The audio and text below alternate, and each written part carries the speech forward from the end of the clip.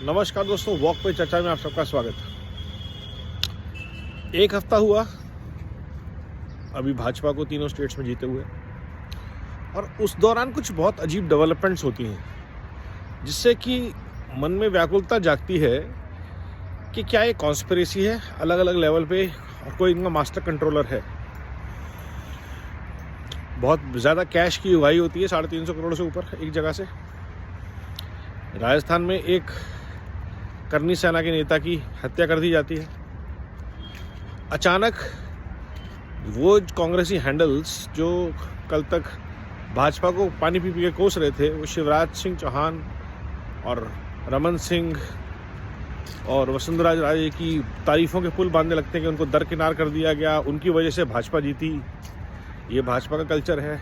और फिर पार्लियामेंट में अटैक हो जाता है और ऐसी बहुत सारी चीज़ें चल रही हैं। नक्सलीज अटैक कर देते हैं, अराजकता का माहौल बनाया जाता है पूरे देश में, बेरोजगार के नाम पे अटैक किया जाता है और बहुत सारी चीज़ों के लिए अचानक सिर्फ विद इन दिस 7 days। और एक एमपी का डिस्कशन भी होता है।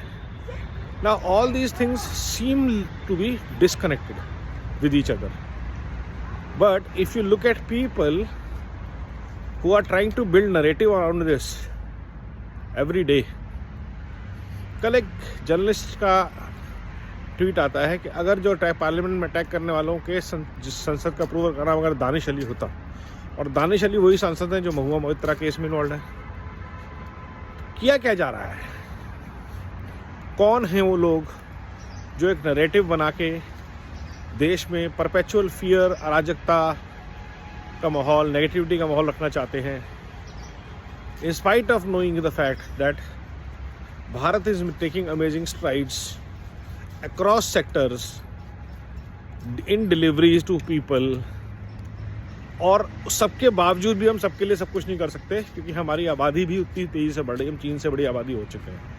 तो ये सारी समस्याएं एक दूसरे से कनेक्टेड हैं, इसलिए इनके सॉल्यूशंस भी कनेक्टेड हैं। वोकल फॉर लोकल, आत्मनिर्भर भारत जैसी जो स्कीम्स हैं, वो ज़्यादा से ज़्यादा लोगों तक रोज़गार पहुंचाने की है, नौकरी नहीं। कौन है जो आपको रोज़गार और नौकरी में फ़र्क नहीं समझने दे रहा? अगर एक 42 साल की पढ़ी लिखी युवती कह रही है कि मेरे पास रोज़गार नहीं और मैं स्टूडेंट हूँ, और उधर एक 52 साल का 53 साल का युवा नेता कह रहा है, युवराज है वो भी, प्रिंस है, तो ये सारे लोग एक मानसिकता से क्यों आ रहे हैं? And from the sense of entitlement कि हमने पढ़ लिया, अब हमें नौकरी दो। आपके अंदर स्किल्स होनी चाहिए, आपके अंदर कॉन्फिडेंस होना चाहिए, और आप काम करने के लिए रेडी होनी चाहिए। 50 काम और हैं, ट्यूशन्स हैं, पढ़ा सकते हैं, आप पढ़े लिखे हैं तो, टीचर है तो उन सब चीज़ों पे कोई बात क्यों नहीं करना चाह रहा? अराजकता का माहौल बनाने के लिए ये मीडिया, ये प्रोस्टिट्यूट्स मिलकर जो लाल जिहाद नेटवर्क के साथ ये काम कर रहे हैं, इसका रिजल्ट हम कई बार देख चुके हैं और कई बार वो लोग हार चुके हैं। और साथ में बात शुरू की कर दी जाती है ईवीएम की लेके। तो हर बात पे देश के मन में शक, शुबह डालने का। ईवीएम क्यों करना चाहते हैं? ताकि बूथ कैप्चरिंग दोबारा लौट पाए, जिसके लिए पैसा इकट्ठा किया था। क्यों चाहते हैं लोग पेपर से वोटिंग हो? ताकि दोबारा से बूथ कैप्चरिंग कर सकें, वोट के बैलेट बॉक्सेस के बॉक्सेस गायब कर दें, गुंडागर्दी कर सकें। ग्राउंड पर टेक्नोलॉजी काम नहीं करने देती आपको। ज़मीन पे आप बंदूकें लेके कब्जे नहीं कर सकते।